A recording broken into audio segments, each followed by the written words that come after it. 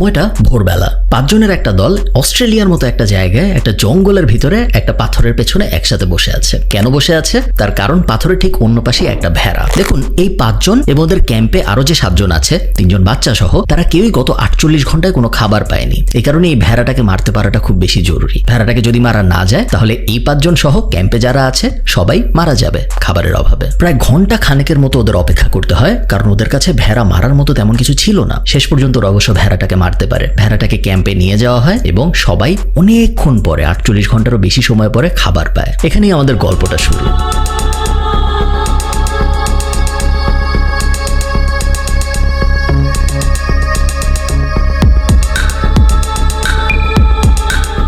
আপনি যদি মনুষ্য জাতির ইতিহাসটা দেখেন, আপনি খুব মজার একটা জিনিস দেখতে পারবেন। 1 মিলিয়ন বছর মানে হলো 10 লাখ বছর। আমরা সবাই জানি 1 মিলিয়ন মানে হলো 10 লাখ। প্রায় 2.5 মিলিয়ন বছর আগ পর্যন্ত বা প্রায় 25 লাখ বছর আগ পর্যন্ত মনুষ্য জাতিটা ছিল হান্টার গ্যাদারার জাতি। হান্টার গ্যাদারার শুনে আপনি যা ভাবছেন, অ্যাকচুয়ালিও তাই। এরা খালি হান্ট করতো এবং এরা গ্যাদার করতো, এরা শিকার করতো এবং আশপাশে যা পাওয়া যায় ওগুলা টোকায় খেত। এছাড়া মনুষ্য জাতির আর কোনো খাবারের আহরণ করার উপায় ছিল না। ইস্ট আফ্রিকা থেকে মিডল ইস্ট বলেন, আমেরিকা থেকে অস্ট্রেলিয়া বলেন, ইউরোপ বলেন বা এশিয়া, যেখানেই আপনি হোমোসেপিয়েন্সকে যেতে দেখেছেন বা হোমো ইরেক্টাস, হোমোসেপিয়েন্সের আগের যে ভার্সনগুলো ছিল তাদেরকে যেতে দেখেছেন, তারা সবাই ওই সব জায়গায় গিয়ে ওই সব জায়গার লোকাল যে খাবার ছিল, হোক সেটা পশু পাখি বা হোক সেটা গাছপালা, সেগুলাই খেয়েছে। হোমোসেপিয়েন্সের বা মনুষ্য জাতির ওই জায়গায় কি ফলবে এটার উপর তেমন কোনো কন্ট্রোল ছিল না এবং এই কারণে ওখানে যা ফলেছে ওইটা অনুযায়ী মনুষ্য জাতির অ্যাডাপ্ট করতে হয়েছে। কন্ট্রোলটা এই পাশে ছিল, এই পাশে একদমই ছিল না এবং মানুষ তাই করছে। মানুষ বিভিন্ন জায়গায় গিয়েছে, ওইসব জায়গায় যে ফসলাদি ছিল সেগুলা খেয়েছে, ওইসব জায়গায় যে পশু টশু ছিল সেগুলা মেরেছে। যখন শেষ হয়ে গেছে রিসোর্স, তখন মুভ করে আরেক জায়গায় চলে গিয়েছে, কোনো সমস্যা ছিল না। আজকের দিনে আমি আপনি মনুষ্য জাতি বলতে আমরা যাদের বুঝি, আমরা কিন্তু আর হান্টার গ্যাদারের জাতি নাই। আমরা এক জায়গা থেকে আরেক জায়গায় খাবার আহরণের জন্য, খাবার অর্জনের জন্য ডিরেক্টলি যাই না। হ্যাঁ, আমরা উন্নত জীবনের জন্য, আরো অনেক বেশি ভালো আইনের সুবিধার জন্য অনেক কারণে আমরা বিভিন্ন দেশে মাইগ্রেট করি, পাড়ি জমাই, বাট খাবার পাওয়া যাচ্ছে না আমাদের দেশে, বা আমাদের আশপাশে যে পশু আছে বা শস্য আছে ওগুলো শেষ হয়ে গেছে। এই কারণে আগের আমলের মানুষের মতো 2500-3000 বছর আগে যেভাবে মানুষ ঘোরাফেরা করতো ওভাবে কিন্তু আমরা এখন আর ঘোরাফেরা করি না। এই জিনিসটাকে ইংরেজিতে বলে ডোমেস্টিকেটেড হিউম্যান। বাংলা এই জিনিসটাকে আমরা বলতে পারি এখন আমরা হয়ে গিয়েছি গৃহপালিত মানব সভ্যতা। মানুষ এত অ্যাডভেঞ্চারাস একটা জাতি থেকে, আপনি চিন্তা করেন 10,000 বছর আগেও মানুষ পৃথিবীর কোনায় কোনায় গিয়েছে। কোনো আগুন জ্বালাইতে পারে না, মানুষের চাকা তখনও আবিষ্কার হয় নাই, কোনো ধরনের ভালো অস্ত্রশস্ত্র নাই, বন্দুক টন্দুক তো নাই। তারপরেও পৃথিবীর এমন কোনো কোনা নাই যেই কোনায় মানুষ যায় নাই এবং মানুষ রাজ করে নাই। সেই রকম একটা অ্যাডভেঞ্চারাস জাতি থেকে আমরা কিভাবে একটা ডোমেস্টিকেটেড জাতি হয়ে গেলাম, এটাই আমরা বোঝার চেষ্টা করব আজকের ভিডিওতে। Humans were extremely good at hunting. When we moved from hunting and gathering, we stopped being predators and started becoming prey to a great extent. Farming is absolutely revolutionary. When we discovered how to farm, we suddenly increased the ability of the land to support us. আপনারা হয়তো agricultural রেভলিউশনের কথা শুনেছেন, তাই না? আমি agricultural রেভলিউশনের পার্টটা বড় করবো না, বাট একদম সংক্ষেপে বলে রাখি। 1600-1700 সালের দিকে পৃথিবীর প্রায় প্রতিটি কোনায় দেখা গেল যে ফার্মিং এর ইমপ্রুভমেন্ট হচ্ছে। মানুষ বোঝা শুরু করলো যে বছরের কোন সময় কোন শস্যটা ফলালে ভালো হবে। মানুষ লাঙল ইউজ করা ভালো শিখলো, চাকা ইউজ করা ভালো শিখলো, আগুন ইউজ করা ভালো শিখলো এবং এরকম বিভিন্ন ইনভেনশনের কারণে পৃথিবীর প্রত্যেকটা কোনায় আমরা দেখলাম যে এগ্রিকালচারাল রেভলিউশন, বা সোজা বাংলায় বললে মানুষের শস্য ফলানোর ক্ষমতা বৃদ্ধি পেল। অনেক বিজ্ঞানী মনে করে যে যদি এগ্রিকালচারাল রেভলিউশন পৃথিবীতে না হইতো তাহলে আমরা কখনোই আজকের এই মানব সভ্যতা হইতে পারতাম না। এবং তাদের লজিকটা খুবই সিম্পল। আপনার পেটে যদি খাবার না থাকে তাহলে আপনি আইফোন কিভাবে বানানো যায় এটা নিয়ে চিন্তা করার সুযোগ পাবেন না, এবং আপনি তখনই অ্যাডভান্স জিনিসপত্র নিয়ে চিন্তা করার সুযোগ পান যখন আপনার বেসিক নিড ফুলফিল হয়, তাই না? পেটে ক্ষুধা নিয়ে তো আর কেউ ইলেকট্রিসিটি আবিষ্কার করার কথা ভাববে না, খুব অবভিয়াস একটা ব্যাপার।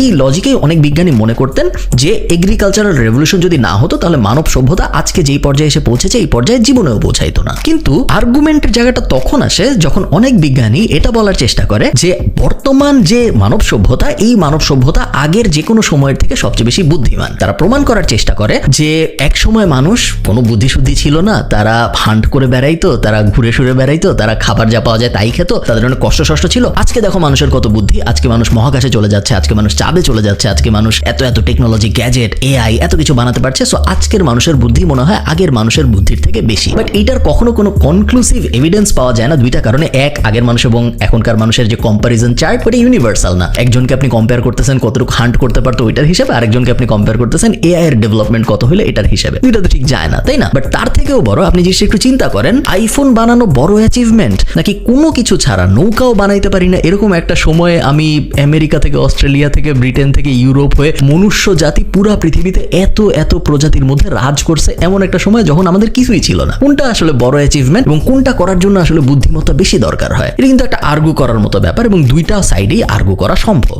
এই আর্গু করতে করতেই অনেকে মনে করেন যে গম বা উইট মনুষ্য জাতির জন্য যে সবচেয়ে বড় ক্ষতিটা করেছে এই ক্ষতিটা পৃথিবীর ইতিহাসে অন্য কোনো কিছু কখনোই করে নাই। আমি জানি এই ভিডিওটা একটু অদ্ভুত শোনাচ্ছে আপনাদের কাছে যে হঠাৎ করে গমের কথা কোত্থেকে চলে আসলো, বাট আপনারা যদি আমার সাথে থাকেন আমি পুরো ব্যাপারটা আপনাদের এক্সপ্লেইন করে বোঝাবো। পৃথিবীতে গম মানুষের যত ক্ষতি করেছে তত ক্ষতি মানুষ মানুষকে করে নাই, অন্য কিছু মানুষকে করে নাই, পৃথিবী মানুষকে করে নাই। গম মানুষের সবচেয়ে বড় শত্রু মনে করে অনেক বিজ্ঞানী এবং অনেক ফিলোসফাররা, যার মধ্যে আছেন ইউভাল নোয়া হারারি, যিনি সেপিয়েন্স বইটা লিখেছেন, যে বইটার থেকে আমাদের এই ভিডিওর অনেকখানি কনসেপ্টই আমরা নিয়েছি। একটু চিন্তা করেন আমার সাথে আপনারা ব্যাপারটা। একটা সময় মানুষ কিছুই ছিল না তার, সে ঘুরে বেড়াইতো, কোনো কিছু পাওয়া গেলে খেত, শিকার করতে পারলে খেত, যদি না পেত 24 ঘন্টা না খেয়ে থাকতো, ফ্রি ছিল, কোনো টেনশন ছিল না, না ছিল কোনো চাকরি বাকরি, না ছিল কোনো ব্যবসা বাণিজ্য, না ছিল কোনো ঝামেলা, ছোট ছোট গ্রুপে মানুষ চলতো, না ছিল কোনো বাধা বিগ্রহ, না ছিল কোনো বড় বড় যুদ্ধ, না ছিল দেশ, না ছিল ভিসা, কোনো ঝামেলাই ছিল না মানুষের সাথে।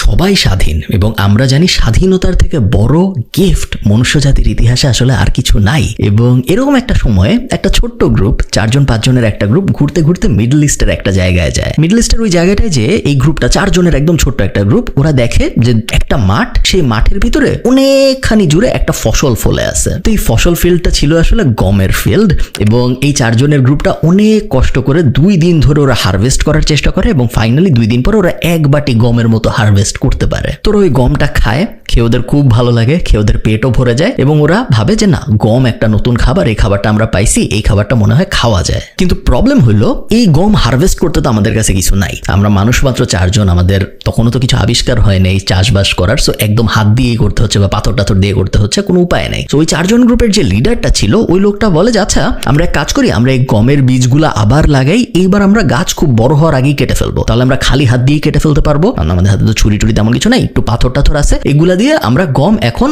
একদম বাচ্চা অবস্থায় আসলে গাছগুলাকে উপড়ায় ফেলবো, যাতে করে আরেকটু কম কষ্টে আমরা হারভেস্টটা শেষ করতে পারি। যেই কথা সেই কাজ, 2টা বিশাল মাঠ জুড়ে এই 4 জন অনেক কষ্ট করে গম লাগাইলো। এখন সমস্যা হইলো শুধু গাছ লাগাইলে তো হবে না, মিডল ইস্টের মতো একটা জায়গায় গাছ লাগিয়েছি, এখানে পানি নাই, পানি আছে দূরে একটা নদীতে। তো 4 জনের মধ্যে একজনকে দায়িত্ব দেওয়া হলো, তুমি প্রত্যেকদিন সকালবেলা যাবা, নদীর থেকে পানি এনে এই 2টা আমাদের যে ফিল্ড বা ক্ষেতের মধ্যে আমরা গম লাগিয়েছি এই 2টা পানি ঢালবা, কারণ ততদিনে মানুষ এইটা জানে যে পানি ছাড়া ফসল ফলে না, পানি ছাড়া গাছ বড় হয় না। গেল। 4 জনের মধ্যে আরেকজন লোক ছিল, তাকে বলা হইলো রাত্রেবেলা হরিণ টরিন এইসব জীবজন্তু এসে আমাদের গম খেয়ে ফেলতে পারে, তুমি সারা রাত পাহারা দিবা যাতে করে কোনো পশু এসে আমাদের এই 2 মাঠের ফসল খেয়ে না ফেলে। দায়িত্ব পাইল উনি। কিছুদিন পরেই দেখা গেল 2টা মাঠ গোল্ডেন শস্যতে পুরা ভরে গিয়েছে, সবাই খুব খুশি। এবং ততদিনে ওই 4 জনের গ্রুপটার সাথে আরো 3টা বা 4টা আশপাশের গ্রুপ জড়িত হয়েছে এবং সবাই খুব সেলিব্রেশন করা শুরু করলো যে ফাইনালি আমাদের খাবারের কষ্ট, কারণ মনুষ্য জাতির একটা বড় কষ্ট ওই সময় পর্যন্ত ছিল খাবারের কষ্ট, সো ফাইনালি আমাদের মনে হয় খাবারের কষ্ট রিজলভ হয়েছে, আর কখনোই মনুষ্য জাতির আমাদের খাবারের কষ্ট পেতে হবে না। সবাই খুব খুশি, আশপাশে একদম আনন্দ, একজন আরেকজনকে জড়িয়ে ধরছে যে হ্যাঁ আমরা মনে হয় খুব বড় একটা জিনিস অ্যাচিভমেন্ট করতে পেরেছি। ওনারা একটা জিনিস বুঝতে পারেন নাই যে ওনাদের এই অ্যাচিভমেন্টটার কারণে পৃথিবীতে চাকরির সৃষ্টি হলো, পৃথিবীতে ব্যবসার সৃষ্টি হলো এবং পৃথিবীতে মনুষ্য জাতির ফ্রিডম একেবারে নাই হয়ে গেল। এই গ্রুপগুলা কিছুদিন পর দেখলো যে আচ্ছা কয়েকদিন পর পর পানি দিতে হয় এটা তো আমরা জানি, সার দিতে হয় এটাও আমরা মোটামুটি জানি, পশু পাখির থেকে এগুলোকে প্রোটেক্ট করতে এটাও আমরা জানি। সো আমরা আগে ঘুরে বেড়াইতাম পুরো পৃথিবী জুড়ে, যেখানে 2 চোখ যাইতো চলে যাইতাম, এখন আমরা তাই করতে পারবো না। সো ওরা এই ফিল্ডগুলোর আশপাশে কিছু কুড়ে ঘর টাইপ বানানোর চেষ্টা করলো এবং এই কুড়ে ঘরের ভিতরে ওরা পার্মানেন্টলি থাকা শুরু করলো। এটা ছিল পৃথিবীর প্রথম ভিলেজ এবং এই গ্রামে আশপাশ থেকে আরো মানুষ যুক্ত হলো, কারণ সবাই জানলো যে এখানে খাবার খুব সহজে পাওয়া যায়, যেহেতু খাবার সবার একটা কমন নিড। আস্তে আস্তে এই গ্রাম বড় হওয়া শুরু করলো, কিছুদিন বোঝার আগেই দেখা গেল যে এটা 2000 জনের একটা গ্রাম হয়ে গেছে।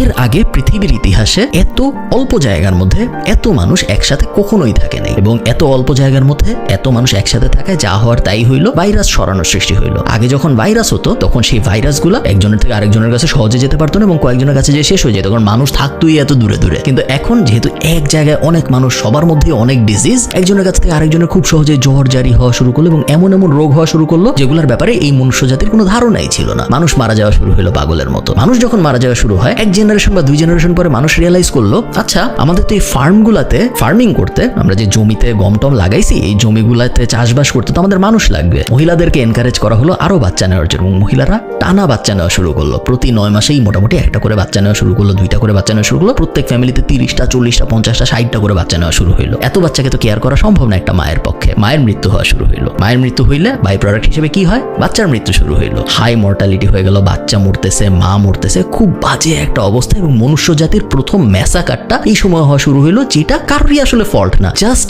ওই গমের কারণে এক জায়গায় থেকে যাওয়ার ফল হিসেবে এই ব্যাপারগুলো হওয়া শুরু হলো। কিন্তু আপনি মজার ব্যাপারটা দেখেন, ওই যে কিছু মানুষ প্রথমে আসছিল না, যারা প্রথমে এসে ঠিক হলো যে এই 2টা ফিল্ডে আমরা গম লাগাবো, ওই গ্রুপের কয়েকজন ভাবলো, আচ্ছা এখানে তো আমরা প্রথম আসছি, এই ফিল্ডগুলা বা এই মাঠগুলা তো টেকনিক্যালি আমাদের, আমরা একটা কাজ করি, আমরা এখন আর কাজবাজ করবো না। আমাদের গ্রামে এখন প্রায় 2-3 হাজার মানুষ আছে, এই 2-3 হাজারের মধ্যে ইয়াং যারা আছে তাদেরকে লাগাই দিই, তারা ফার্মিং করবে, তাদেরকে আমরা এর বদলে ফ্রি গম দিব, ফ্রি শস্য দিব, এবং ওরা এই ফ্রি শস্যের বিনিময়ে সারাদিন ফার্মিং করবে, আমরা আর কোনো কাজকর্ম করব না। শুরু হলো পৃথিবীর প্রথম চাকরি। যারা আগে জমি দখল করছিল তারা হয়ে গেল জমির মালিক এবং বাকিরা হয়ে গেল প্রজা। ক্লাস ডিভিশন যে ব্যাপারটা, এক দলের কাছে থাকবে সম্পত্তি, আর এক দল ওই দলের সম্পত্তি বাড়ানোর জন্য কাজ করবে, এই ব্যাপারটাও গমই সৃষ্টি করলো। আবার আপনি সমস্যাটা দেখেন, আগে পৃথিবীতে চারদিকে মানুষ ঘোরাফেরা করতো, মানুষের যেখানে ইচ্ছা যাইতো, অনেক ভ্যারাইটির খাবার দাবার খেত, কখনো মাছ খেত সাগরের পাড়ে যেয়ে, কখনো অদ্ভুত সব পশু টশু খেত, কখনো নতুন কোনো ধরনের গাছ পেত। বাট এখন সবই হয়ে গেল গম সেন্ট্রিক।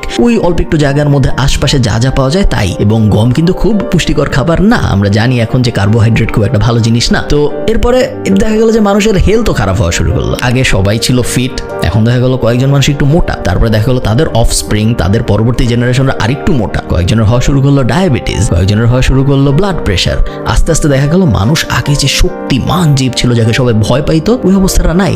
মানুষ আস্তে আস্তে কেমন যিনি মরা মরা হয়ে যাওয়া শুরু করলো। জাস্ট তারপরের 50,000 বছরে ওই যে 4জন একটা মাঠ দেখে ঠিক করছিল না যে ওখানে ওরা গম ফলাবে, জাস্ট তার 50,000 বছর পরে মানুষ হয়ে গেল পুরাপুরি গৃহপালিত। এখন মানুষ সকালবেলা উঠে চাষ করে, সারাদিন কষ্ট করে। একসময় যে মনুষ্য জাতি একটা ফ্রি বার্ড ছিল, তার যেখানে ইচ্ছা চলে যেত, কোনো টেনশন ছিল না, কোনো চাকরি ছিল না, পৃথিবীতে কোনো ব্যবসা ছিল না, ওরকম ব্যাপার এখন আর নাই। এখন সবাই সকালে উঠে অনেক কষ্ট করে চাষবাস করে, কারণ তার মহাজনের জন্য তার কাজ করতে হচ্ছে। সেই মহাজনকে সে সারাদিন কাজ করার পর বোঝায় দেয় খাম, কষ্ট টষ্ট গরমের মধ্যে, এবং তারপরে সে বদলা হিসেবে একটুখানি শস্য পায় বা এক বাটি শস্য পায়, এবং এভাবেই তার জীবন পরিচালনা করা তার শুরু হইল। মানুষের জীবনে যে ভয়ঙ্কর আনন্দের ব্যাপারটা ছিল ফ্রিডম, ওই ব্যাপারটা মানুষের কাছ থেকে নিয়ে নেওয়া হইলো, এবং এটা কেউ কোনো ইন্ডিভিজুয়াল নেয়নি, এটা মানুষই নিজের সাথে করছে। এই যে এই পুরো ফেনোমেনটা, এটাকে বলা হয় হুইট প্যারাডক্স। কিভাবে গম মানুষকে ডোমেস্টিকেট করে ফেললো। ডোমেস্টিকেট সাধারণত আমরা পশুর জন্য বলি, যে গৃহপালিত পশু, ডোমেস্টিকেটেড অ্যানিমাল। বাট গম যে মানুষকে ডোমেস্টিকেট করে ফেললো, মানুষ অনেক ভাবতো যে না, আমরা মনে হয় গম ফলাই, কিন্তু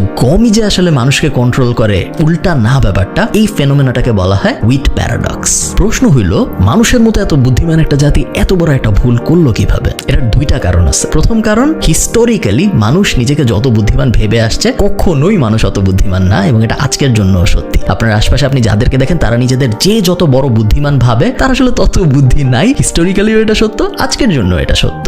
দেখেন, আমি ওই উইটের এক্সাম্পলটাই বলি আপনাদের, যে ওই যে গমের ফসলগুলা ছিল না, যে মাঠে মাঠে হইতো, ওই দূরের থেকে পানি আনতে হইতো। তো মানুষগুলো ভাবলো যে এত দূরের থেকে পানি আনবো, আমরা একটা কাজ করি, আমরা এইখানে একটা খালের মতো খনন করি, একটা কুয়ার মতো বানাই, পুকুর থেকে পানি এনে এখানে জমায় রাখবো, এখান থেকে তারপর আমার খেতে দিব, তাহলে তো আমার কষ্ট কমে গেল, তাই না? কষ্ট হাফ হয়ে গেল, প্রত্যেকদিন আমার পুকুরে যাওয়া লাগতেছে না। কথা আংশিক সত্য। কিছুদিন পরে দেখা গেল যে কুয়ার দেয়াল ভেঙে যাচ্ছে, কুয়ার দেয়াল ঠিক করো। কিছুদিন পর দেখা গেল পানিতে ময়লা, পানি ছাকার একটা ব্যবস্থা ঠিক করো। তার কিছুদিন পর দেখা গেল কুয়ার ভিতরে একজন যে মরে গেছে পানি আনতে যে। এরকম অ্যাক্সিডেন্টাল ডেথ তো আগে হইতো না, আগে সব নর্মাল ডেথ হইতো। বাট এখন কি আর করা, ইনফ্রাস্ট্রাকচার যত ডেভেলপ হচ্ছে, অ্যাক্সিডেন্টাল ডেথও তার মানে অত বাড়তেছে। কিছু করার নাই আমাদের, এগুলো আমাদের সিস্টেমের লস হিসেবে ধরে নিতে হবে। এবং এই সাইকেলটা চলতেই থাকলো, এবং মানুষের প্রত্যেকটা কাজ, সে যেভাবে আমি অনেক বুদ্ধিমানের মতো একটা কাজ করছি, ওই কাজটাই ঘুরে ফিরে এসে তাকেই ব্যাকফায়ার করে, এটা সে কখনোই রিয়ালাইজ করে না। এবং 2 নম্বর কারণটা হলো, মনুষ্য জাতি একমাত্র জাতি যার luxury eventually becomes a necessity.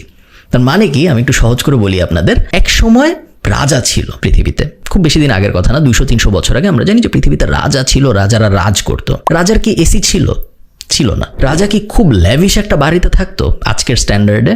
না, আপনারা যারা ক্যাসেল ট্যাসেলে গেছেন আপনারা জানেন, আমি অনেক ক্যাসেলে ঘুরেছি জীবনে, অনেক কষ্ট করে চিপা দিয়ে উঠে ক্যাসেলের উপর পর্যন্ত যেতে হয়, না আছে লিফট, না আছে ভালো সিঁড়ি, খেয়াল না করলে পড়েও যাইতে পারে রাজা, খুব বাজে অবস্থা। ঠান্ডায় প্রোটেকশন বা গরমে রাজার জন্য কি এসি ছিল না। 300 বছর আগে 400 বছর আগে পাংখা পুলার টাইপ মানুষজন ছিল, বাংলাদেশি ভাষায় ইংরেজরা পাংখা পুলার বলতো, যারা এভাবে টেনে টেনে বাতাস দিত, বাট খুব একটা আরামদায়ক অবস্থা কিন্তু রাজাদের ছিল না। যেটা ছিল ওই রাজাদের লাক্সারি, যে আমাকে একজন বাতাস করতেছে বা আমার এই সিঁড়িটা দিয়ে আমি উপরে থাকতে পারতেছি। বুঝতে পারতেছেন আমি কি বলার চেষ্টা করতেছি? রাজা কিন্তু কোনোদিন গাড়িতে চড়ে নেই ওই সময়, 300 বছর আগে 400 বছর সে ঘোড়ায় চড়ে দুলতে যাইতো, তার অনেক কষ্ট হইতো ঘোড়ায় উঠতে, ঘোড়া থেকে নামতে, রিক্সা ছিল না, গাড়ি ছিল না, কিছুই না। আজকের দিনে একজন যে প্রজা, যে একদম মানুষের বাসায় কাজ করতেছে, যার কোনো বড়লোকি অবস্থা নাই, যার জীবনও ভালো না, সেও কিন্তু ওই রাজার থেকে উন্নত জীবন কাটাচ্ছে ওই রাজার স্ট্যান্ডার্ডে। ওই রাজাকে যদি বলা হইতো যে তুমি তোমার রাজার জীবনটা চাও, নাকি তুমি এমন একটা জীবন চাও যেখানে লিফট থাকবে, যেখানে সিঁড়ি থাকবে, যেখানে খাবার থাকবে প্লেটের উপরে, যেখানে ঘোড়ার গাড়ি থাকবে না, রিক্সা থাকবে বা গাড়ি থাকবে, ওই জীবনটা তুমি নিবা। রাজার কাছে ওইটা মনে হইতো লাক্সারি, কারণ রাজা তো ওই জিনিস দেখে নেই, তার কাছে ওই সময় ওই স্ট্যান্ডার্ডে তার লাইফ সে কাটাইছে। বাট এই প্রজার কাছে কিন্তু ওই জিনিসটা নর্মাল, যে জিনিসটা এই প্রজার কাছে নর্মাল, ওই জিনিসটাই রাজার কাছে লাক্সারি। রাজার লাক্সারি প্রজার জন্য নর্মাল হয়ে গেছে, এবং প্রত্যেকটা মানুষের সাথে এই ব্যাপারটা হয়। Luxury eventually becomes a normal thing, এবং নর্মাল হওয়ার পরে এবং কমোডিটি হয়ে যাওয়ার পরে ওই লাক্সারির আর কোনো ভ্যালুই থাকে না। এত জটিল আলাপে আমাদের যাইতে হবে না। আপনি যেদিন ফোনটা কিনছিলেন, আপনার নতুন ফোন, ওই দিন আপনার যে আনন্দ লেগেছিল, আজকে আপনি যখন আপনার ওই ফোনটার দিকে তাকান, আপনার কি ওই আনন্দটা লাগে না? কারণ ওই দিন এটা ছিল লাক্সারি, ওই দিন এটা ছিল হ্যাপিনেস, আজকে জাস্ট এটা একটা নর্মাল ব্যাপার, এটা তেমন স্পেশাল কিছু না, এটা নিয়ে কথা বলারও কিছু নেই। এবং এই ব্যাপারটা মনুষ্য জাতিকে সারা জীবন, মনুষ্য জাতির ইতিহাসের শুরু থেকে খোঁচায় গেছে। একসময় মনে হচ্ছে আমি আরো ভালো জীবনের জন্য এটা করব, মানুষ এটা বুঝে নেই, ওই ভালো জীবনটা নর্মাল হয়ে গেছে, এবং উল্টা ওই ভালো জীবনটা বানাইতে যে যা সমস্যাগুলো হয়েছে, সেই সমস্যাগুলো উল্টা ঘুরে তাকে ব্যাকফায়ার করা শুরু করছে। গমের মানুষকে এভাবে গৃহপালিত করার ইতিহাসটা আমার খুব পছন্দের ইতিহাসগুলোর একটা, এবং আমি যত হিউম্যান স্টোরি পড়ছি, মনুষ্য জাতির যে হিস্টোরি ইতিহাস পড়ছি, তার মধ্যে এই গল্পটা আমাকে কেন জানি খুব বেশি অ্যাট্রাক্ট করে। ভাবলাম আপনাদের সাথে ওই গল্পটা শেয়ার করি। নতুন ব্যাকগ্রাউন্ড, নতুন বাসায় আমি মুভ করেছি, সো আমাকে জানাবেন ব্যাকগ্রাউন্ডটা কেমন। ব্যাকগ্রাউন্ডটা একটা সমস্যা হয়েছে, সেটা হলো আমি বসার কারণে ব্যাকগ্রাউন্ডের মূল জায়গাটাই দেখা যাচ্ছে না, কিছু করার নেই। ভালো থাকেন সবাই। এরকম যদি হিস্টোরিক্যাল গল্প আপনাদের ভালো লাগে আমাকে জানাবেন, আমি চেষ্টা করবো আরো কয়েকটা বানাতে। তারা